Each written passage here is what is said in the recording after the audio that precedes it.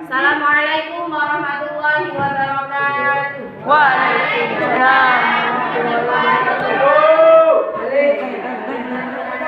Ya bebas.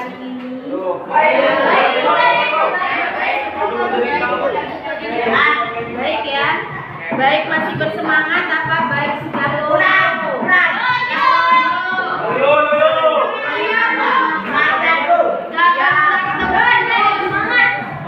Baik sudah? Baik sudah? Baik. Kalau yang masih bersemangat? Loyo. Kalau masuk kelas mesti loyo. Coba kalau keluar kelas, semangatnya apa? Oke, silakan dibuka hari ini buku Akidah Akhlak. Hah? Kenapa belum? Ya, sudah pertemuan berapa? Ya. Saya guys. Suratnya dibuka halaman 22.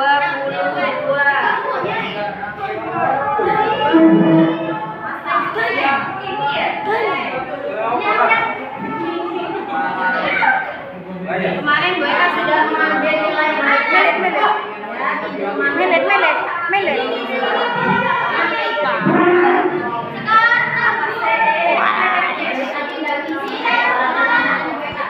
Absensinya Bu Eka apa ya? Absensinya Bu Eka apa? Sudah? Mas, duduknya yang baik. Yang belakang? Yang belakang?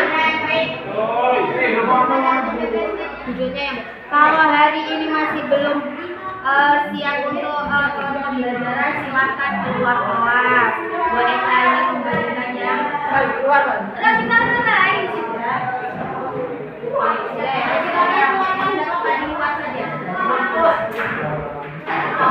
Silakan dibuka buku Akidah Akhlaknya halaman 22.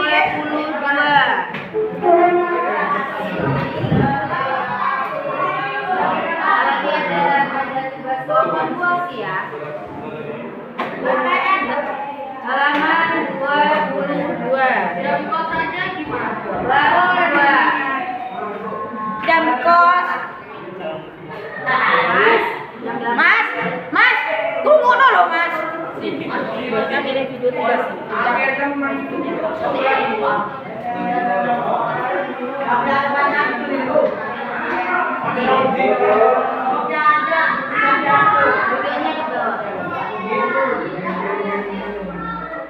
Kalau belum siap, belum bisa menyerap pelajaran, keluar saja. Mas, kalau nggak ngerti di luar saja. Mas, berdua, akhlak dan uji bagi diri sendiri. Ya, di sini sudah ada materi tentang ketiga akhlak untuk diri sendiri. Yang pertama ada surat Al-Qasas ayat 27. Ada yang bisa membacakan?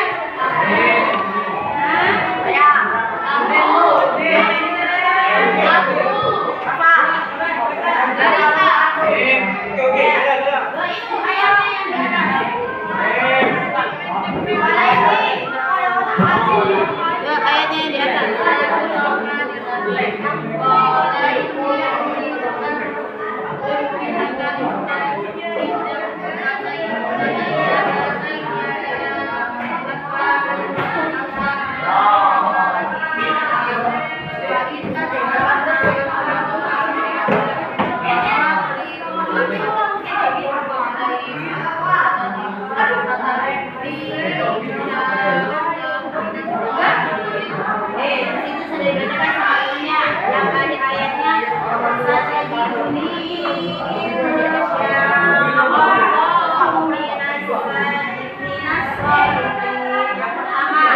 Yaitu pengertian berilmu. Berilmu adalah orang yang memiliki ilmu. Kata ilmu berasal dari bahasa Arab, yaitu ilmun, yang berarti artinya pengetahuan, kepandaian tentang sesuatu. Berilmu berasal dari kata ilmu yang mendapatkan tambahan ber sehingga berarti mempunyai pengetahuan atau pengetahuan. Seseorang dikatakan berilmu jika memiliki pengetahuan atau kepandaian tentang sesuatu. Lawan kata dari ilmu itu adalah jahil, yang artinya kebodohan.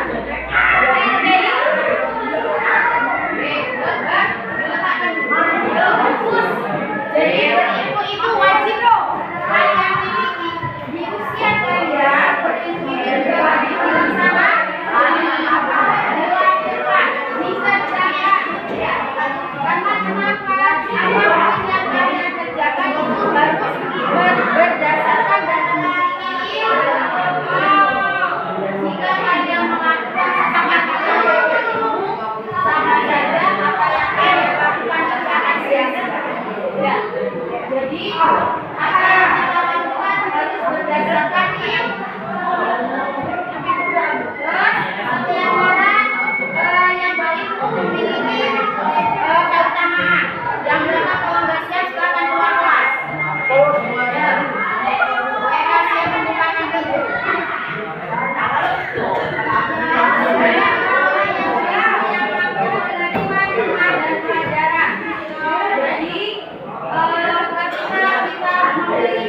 Maka banyak sekali ilmu yang akan kita dapatkan. Tapi ketika kita tidak memiliki ilmu, apa yang kita dapatkan? Kita akan mendapatkan kerugian. Kerugian yang amat besar. Karenanya apa? Akan terjadi suatu kesalahan. Nah, ketika kita memiliki ilmu, apa yang terjadi pada kita? Apa kesalahan yang terjadi pada kita? Maka kita akan bisa menyikapi, bisa berpikir.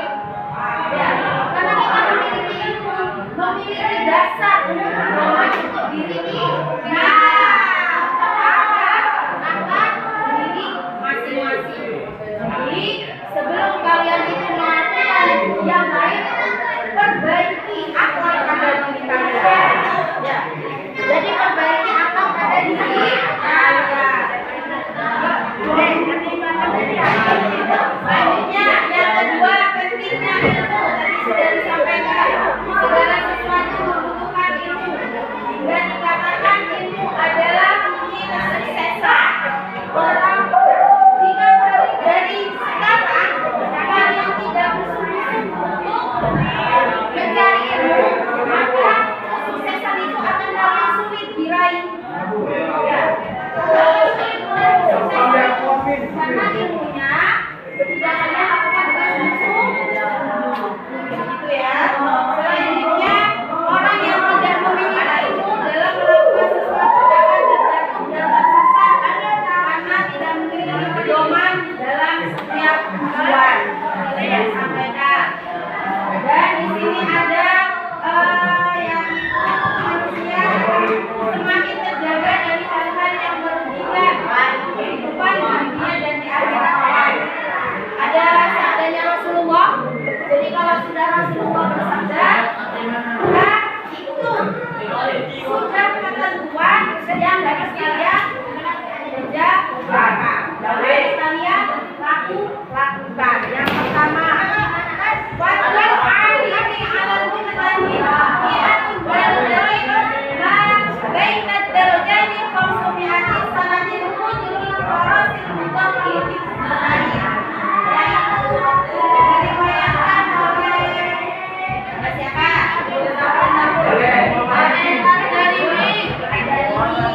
Yang pertama,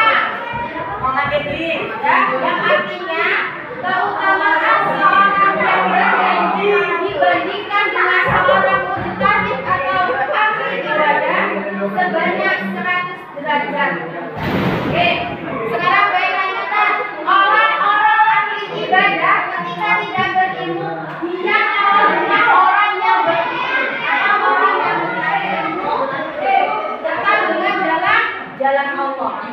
Ya, selanjutnya dan setiap 2 derajat atau jaraknya seperti antara 500 tahun yang diangkat lalu yang lainnya sangat cepat. Jadi jaraknya 100 derajat itu sama seperti 2 rakaat di mana jalannya itu ketika melampaui menggunakan alat menaiki kuda dan jalannya itu sangat cepat. Dan di sini juga riwayat Al-Ghazali mengelompokkan manusia menjadi empat. Dan perhatikan, kalian ini ada manusia dikelompokkan dalam empat hal. Nah, kalian yang di sini ini bisa dilihat kelompok yang mana dalam empat golongan. Yang pertama, rajulun yadri la yadri annahu yadri. Artinya orang yang tahu. Ya, ini nanti baik katanya kalian harus menjawab masing-masing kira-kira dalam empat golongan ini kalian termasuk yang mana. Orang yang tahu tetapi tidak tahu bahwa dirinya tahu. Ada yang tahu maksudnya? Enggak. Nah, contoh. Ini bisa kalian berapa?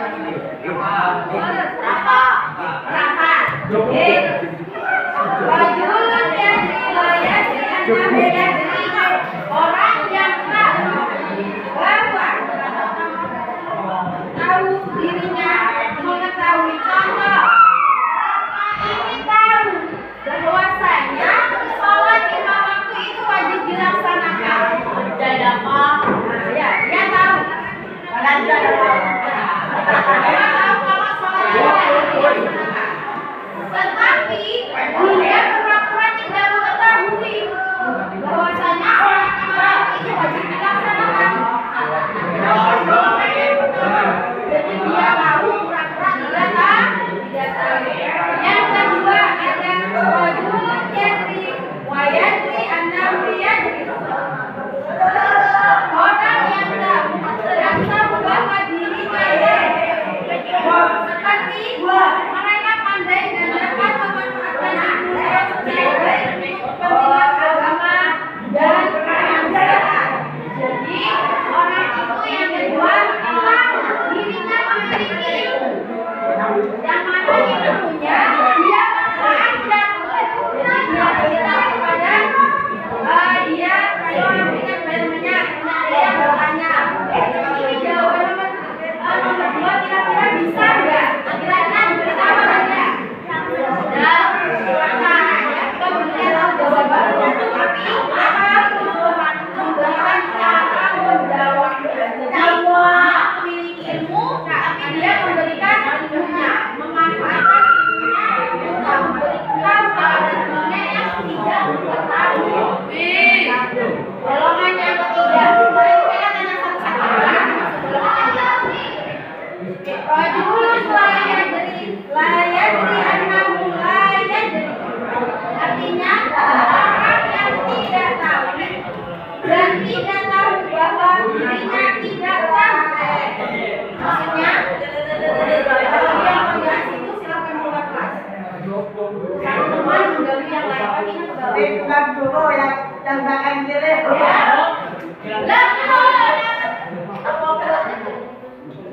Bagaimana artinya? Mereka yang tidak pandai namun tidak menyadari kekurangannya.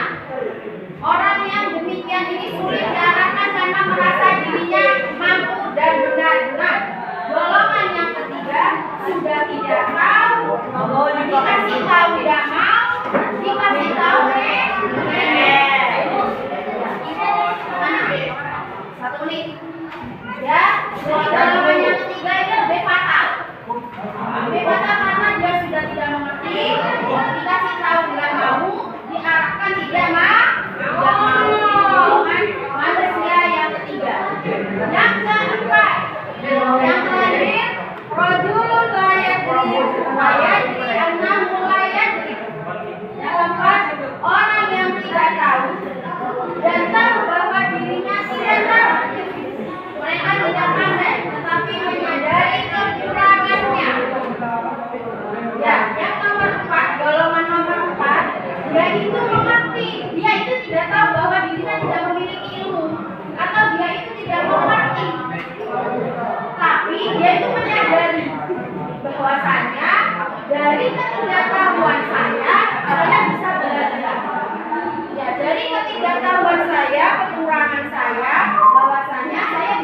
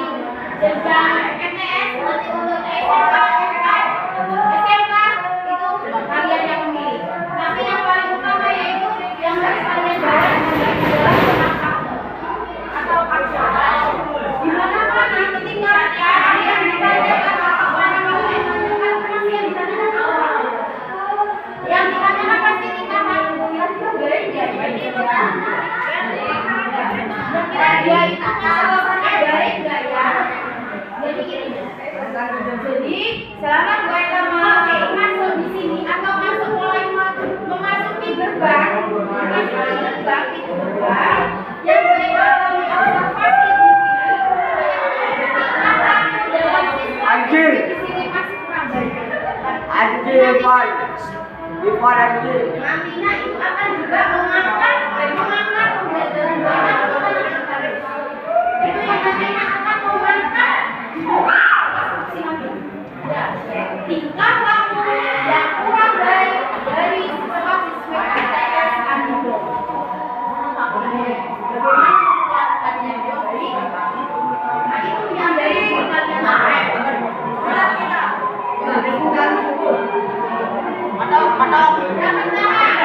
Yang pertama, karena beda mengajar akal bukan di sini saja ya. Beda mengajar akal itu dari usia dini, dari usia balita, beda ajar akal. Oke. Terus selanjutnya apa yang perlu yang mereka observasi ketika masuk ke menginjak kaki di ban depan? Yang pertama bayangkan itu akhlak. Ketika satu, ketika kalian bicara dengan yang lebih tua masih bersalah. Nada bicaranya masih kurang baik. Ketika kalian berbicara dengan guru, mungkin kalian kalau bicara dengan mereka karena mereka masih baru, ya masih tegak. Tapi ketika mereka melihat kalian berbicara dengan guru di sini, anggapannya masih berat, jauh dibanding dengan anak yang usia masih TK. Perhatikan, akhlak kalian ketika berbicara dengan guru itu masih kurang. Tingkah laku kalian ketika sama guru itu masih kurang. Bukan hanya kurang tapi sangat kurang. Sini, ya, masih sangat kurang. Jauh dari kata sempurna. Ketika kalian untuk menghargai, padahal